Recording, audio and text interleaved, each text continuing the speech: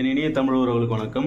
இந்த பதிவு எதுக்காகனா, இப்போ நம்ம வண்டி ஹேண்ட் கிரிப் இருக்குது பார்த்தீங்களா, அது ரொம்ப டைட்டாக ரொம்ப ஹார்டாகிடுச்சு வெயிலில் நிறுத்தி நிறுத்தி.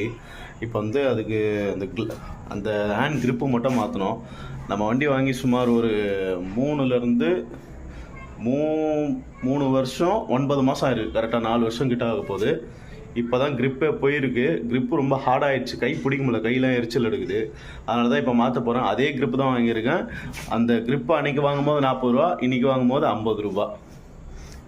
அதே கிரிப்பு தான் வாங்கியிருக்கேன். அந்த கிரிப்பு உங்களுக்கு காட்டுறேன். இதே மாடல் வேணால் வாங்கி யூஸ் பண்ணிக்கோங்க உங்கள் வண்டிக்கும்.